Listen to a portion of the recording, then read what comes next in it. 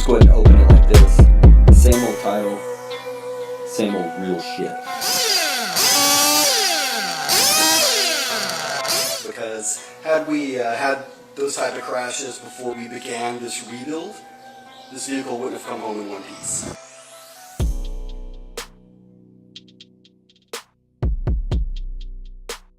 I realize it looks good and everything, but what I had done to it prior, I was expecting much more based on the context. And we got it there, though. This is what I try to say to you Savage guys. If you really want to challenge yourself, make your shit do everything. That's the beauty of a Savage, isn't it?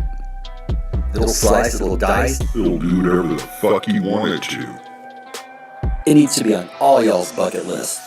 Bucket list. But I digress. That was the day where we realized we had the Savage durable, but we hadn't even started on its performance optimization.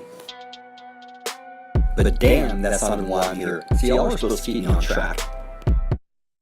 Because, like I just told you, same old title, same old real shit.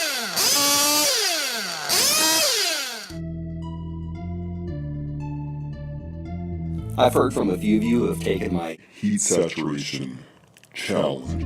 and 100% of the feedback has been positive. In all seriousness, I really dig that. And so now,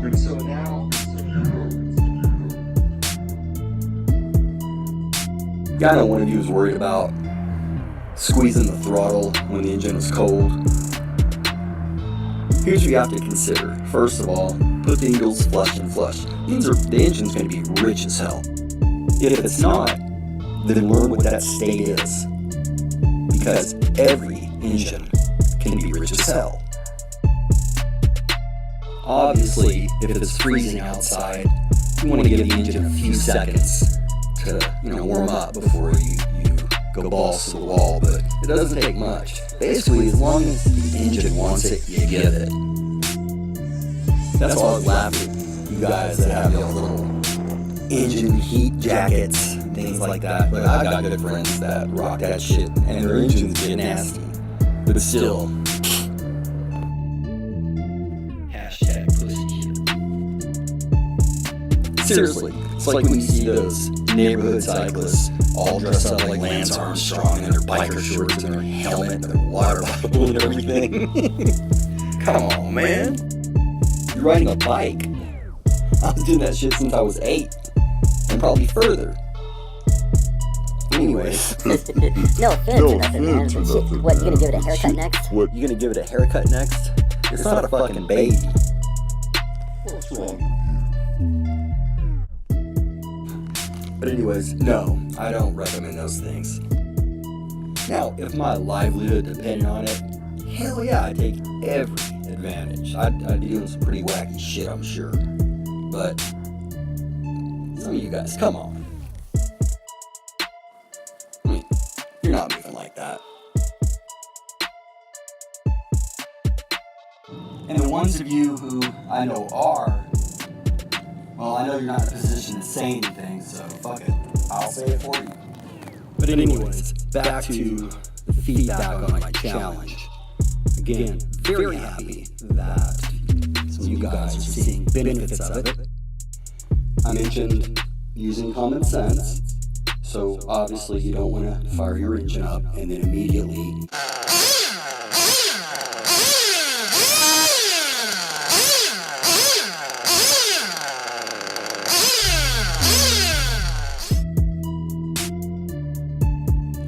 yet still at the same time, well, let me put it to you this way.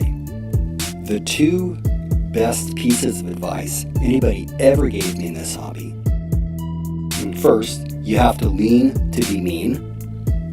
Second, don't treat these things like babies. These things being engines.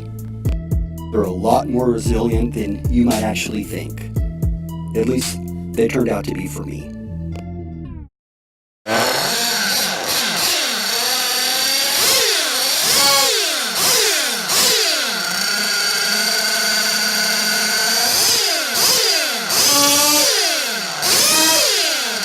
Just realized I didn't explain, for those of you who might not know, what my heat saturation challenge is. I believe I introduced it in a self-destructing video, one that I haven't dropped during replay hour yet, which you can typically hear between 10 and midnight Central Standard Time, just saying.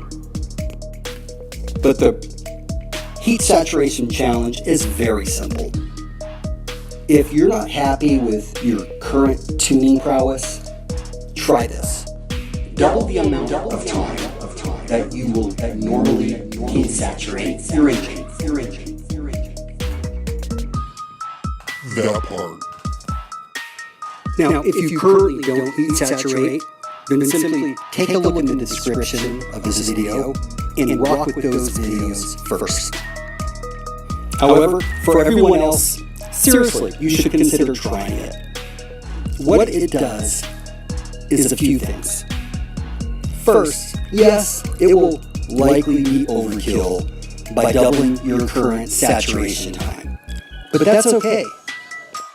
The intent here is to simply allow you to realize the state that your engine no longer becomes optimized. For some of you, it might only be an added 50% eventually. But by doubling it now, you can almost be assured that the engine is fully heat saturated. At this point, we now have two known states. The engine is rich as hell, and it's heat saturated. Understanding your states is extremely important in tuning, because as noted, you want to be proactive in tuning.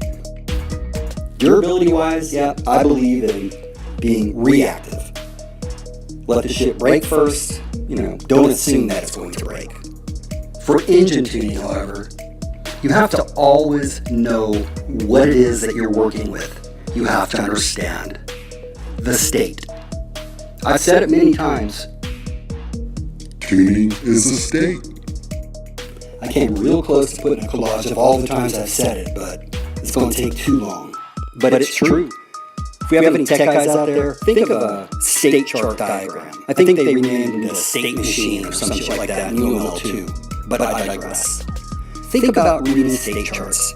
It allows you to understand the behavior of an entity based on its response to events.